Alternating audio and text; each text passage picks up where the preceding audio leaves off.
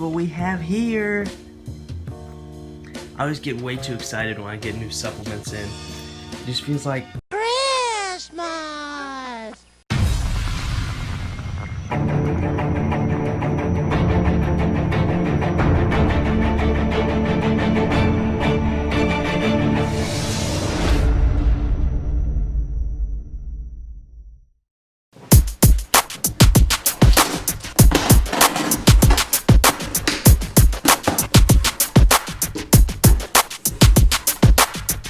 Alright, so I figured I'd show you guys what I got. And yes, I do know that I need a haircut. I'll be getting one soon. But anyways, I'm pretty cheap when it comes to buying supplements. You know, I always search for the best deals. And for the past couple months, I've been getting almost the same thing every time because it's the best deal that I've seen. And obviously, I have no affiliation with this company. It's just a great deal that I found that I thought I'd share with you guys. So basically on bodybuilding.com they have a deal for Cellucor where you can get 3 tubs of protein and 1 tub of C4 pre-workout for, it's basically half off because normally, you know, each tub is like 35 bucks and then the tub of C4 is like 35 bucks as well. But when you get all 4 together, the total comes out to be like 75 bucks when, you know, all of it, if you bought individually, would be 140 bucks. So it's basically half off, which is, you know, ridiculous. It's the best deal that I've seen. The protein tastes great. It's probably one of the, you know, my top favorites that I've ever tried. And then C4 is my favorite pre-workout. I've tried other ones, you know. And then also BCAAs, these aren't necessary. I like to drink them during workout. I found a great deal. Unfortunately, it's unflavored. So I just add my own flavoring, you know, take the little like Mio flavor drops or whatever and put that in with it. That way you can save some money on that as well. So I figured I'd share with you guys this deal because it's pretty great and it will save you guys a lot of money because supplements are expensive. But supplements aren't needed. They're just, you know, supplements. They should be in addition to. But if you don't have your diet and your exercise, you know, locked down, then they're pretty much going to be useless.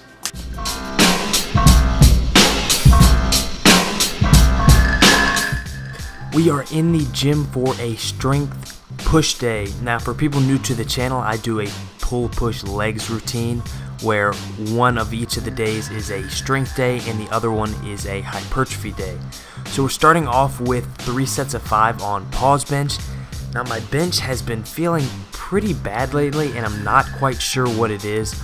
Some of it probably had to do with the time off that I had to take for my, you know, me being sick and then my back injury. But it feels I just feel all out of whack and I feel like I'm almost in my head too much while I'm benching. I've got 1,000 different, you know, cues and technique things that are running through my head and it's almost just like, you know, sensory overload and it's just, you know, making me not be able to perform the movement correctly. Before I got sick, I hit 220 for 4 paused reps. And then today I just hit 205 for 3 sets. Now the speed was very good. It actually looks faster than it felt. It felt very grindy, although the only one that I actually end up grinding on is the last rep of the last set. I'm trying to work with, you know, lighter weights and just focus on building strength because sometimes I get in the habit of wanting to really push myself and I end up just testing my strength. I've been reading a lot of articles and watching a lot of videos on bench press tips and, you know, that I think contributed to the fact of me, you know, thinking of a lot of these different cues. And it seems like almost every video or every article you read, there's contradicting information. So some people say, you know, really tuck your elbows, do all this, and then just recently Greg Nuckols came out with an article talking about how you should not tuck them as much as people say, how you should actually think about flaring them at the bottom of the movement. So all that was just, you know, kind of confused me. But anyways, moved on to slingshot bench, and this has actually been one of my favorites recently. It's just a really fun tool to use because you get to use a lot heavier weight and it just feels so much different, to me anyways, than regular bench press. It almost feels like a different movement. You have to focus on a lot more different things, but I think it will really help carry over It definitely helps get my confidence under the bar, so much so that it might actually be dangerous, because I was doing my hypertrophy day the other day. I was warming up on bench. I did my normal single that I do right before my working weight, but it felt super light, so I put on my working weight, did that for a single, still felt super light, put on 20 pounds more, and I was supposed to get like 8 to 12 reps, ended up only getting 4, so the weight felt very light in my hands because I'm used to using it on the slingshot, or I'm used to using heavier weight on the slingshot, but it was just too heavy for me to actually bench. Now, I've been really working on my overhead press form for a while. It was absolutely terrible, but now it's feeling a lot more comfortable.